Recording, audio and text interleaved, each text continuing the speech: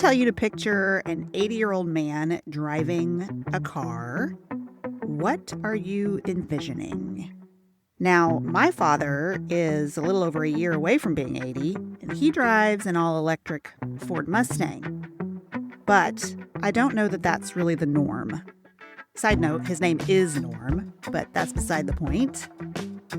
Are you envisioning that 80-year-old man in a big boat of a car? Maybe a Lincoln or a big Cadillac or maybe a Buick? If so, I'm here to tell you Buick is not what it used to be. I'm going to talk all about the good and bad today on Women Buying Cars. You're listening to Women Buying Cars, and I'm your host, Meredith Reynolds. I'm a former teacher turned used car dealer, and I'm here to teach and empower you to walk into a car dealership with confidence and walk out with the car that's right for you. Welcome back to Women Buying Cars. I'm Meredith Reynolds. My husband and I run and own Reynolds Automotive in the Kansas City suburb of Merriam, so come see us if you're able to. We'd love to help you.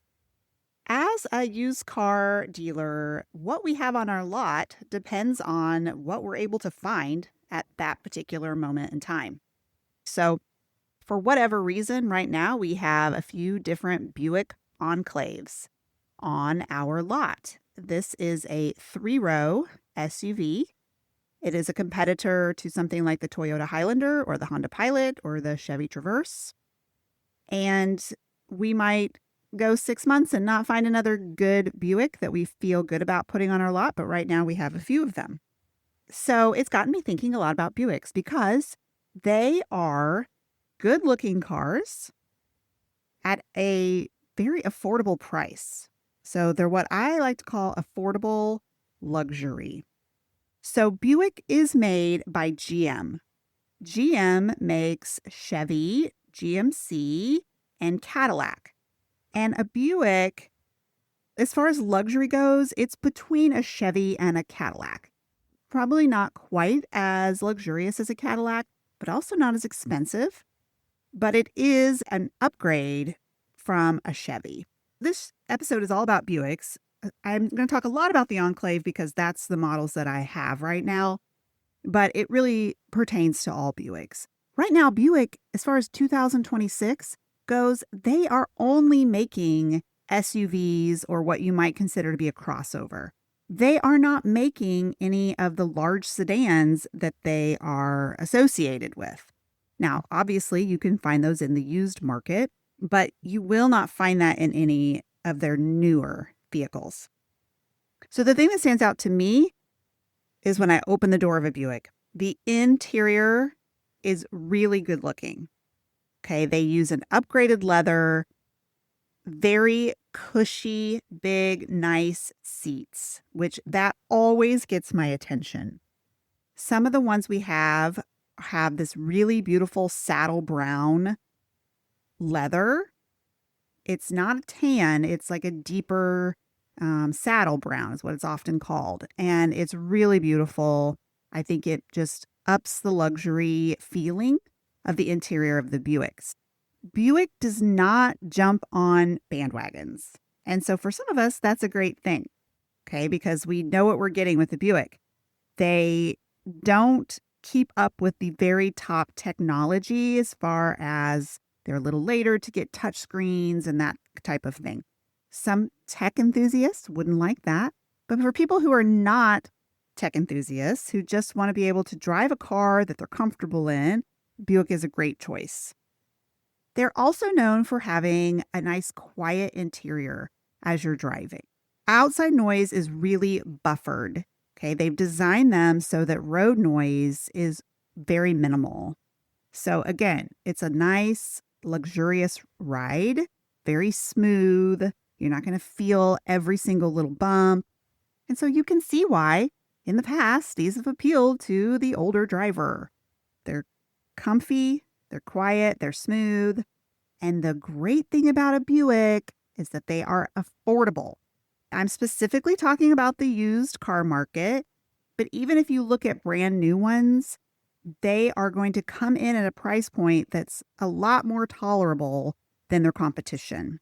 So, for example, I was looking at some Buick Enclaves, which is the 3-row SUV in the Kansas City area, and I was searching for Enclaves that are 8 to 10 years old, between 90 and 110,000 miles, so that we're averaging at about 100,000 miles, and a variety of trim levels. Okay, what I found was that the Enclaves available were in the $13,000 to $18,000 range, depending on a lot of things: trim level, vehicle history, whether it's been in a wreck or not, the condition of the car. Okay, so you're of course going to get quite a bit of variance, but $13,000 to $18,000. Now, the ones we have on our lot right now are closer to that $13,000 mark. $13,000 for a 10-year-old 3-row SUV in great shape is a steal today in 2026. That is a great deal. I put in those same parameters for a Toyota Highlander. Okay, another 3-row SUV, same years, 8 to 10 years old, same miles, 90 to 110,000. And the range, instead of 13 to 18, was $19,000 to $24,000. Okay, that's a huge difference.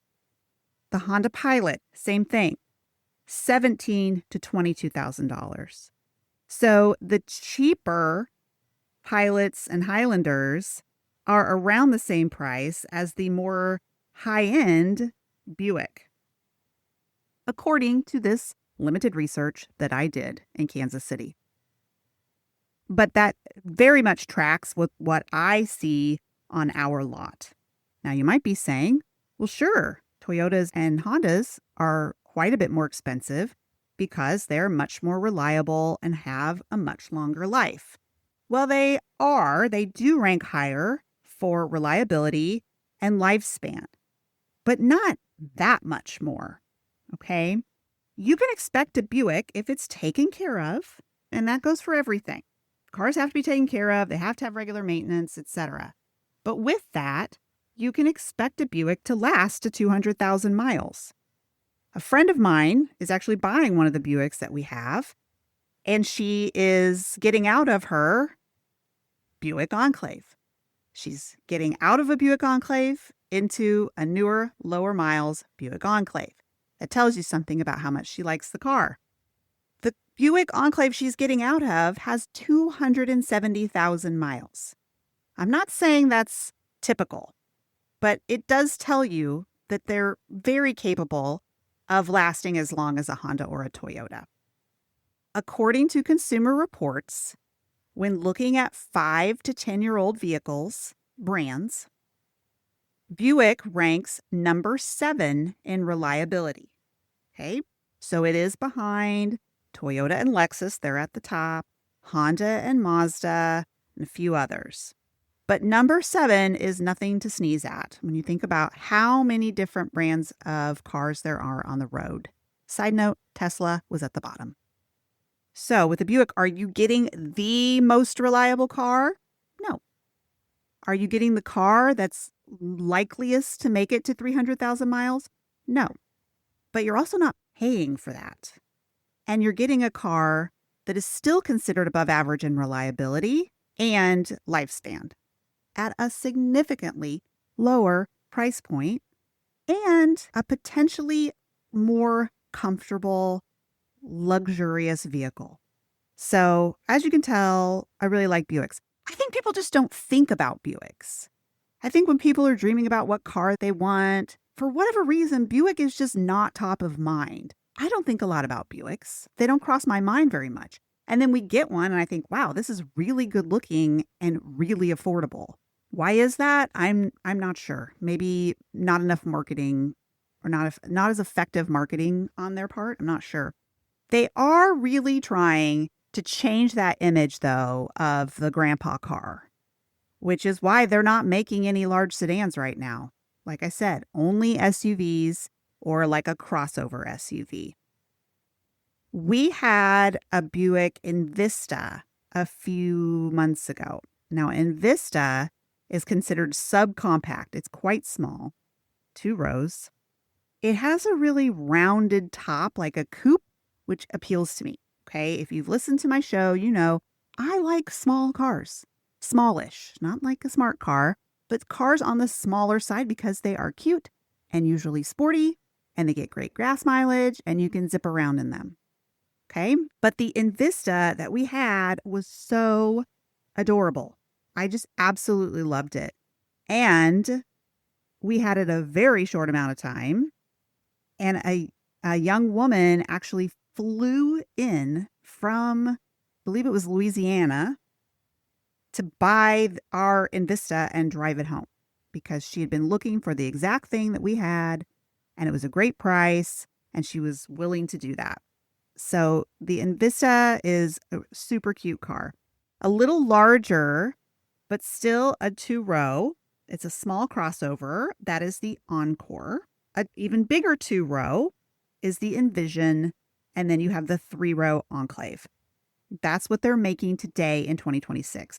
Of course, you can find their LeSabre and some of their other vehicles in the used car market. A complaint I have is they do not make an electric car as of right now.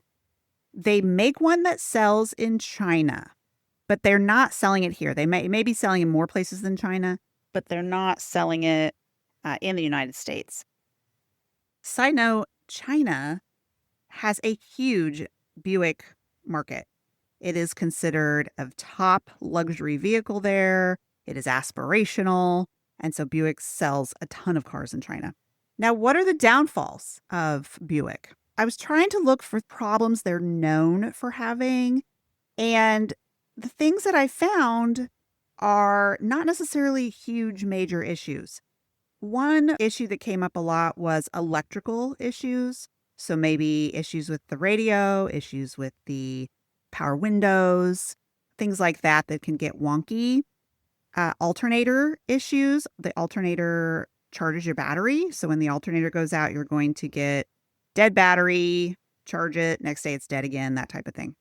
So the alternator can have issues. Sensors, but honestly, that's true with all modern cars because there are so many sensors on our vehicles now. Sensors tell us the blind spot monitor warning or the tire pressure warning or crash detection warning. Okay, all these things that sense things before you know it and then tell you on the dashboard, those can need replacement, but that's true with every new car. Some of the smaller Buicks have a turbo because they have a very small engine, even just a 3-cylinder. And so then they add a turbo to give it more power. And turbos have issues sometimes. My husband's not a big fan of buying vehicles with turbos because they go out and they're expensive to fix. And so that's true in this case on the Buick. Other than that, I couldn't find any consistent problems they're known for. Of course, there are going to be some that have a transmission go out or need an engine replaced. But I wasn't finding that as an ongoing common problem. So, if you're like me and you like luxury, but you don't like to pay for luxury, you should consider a Buick. They're not just for your grandfather anymore.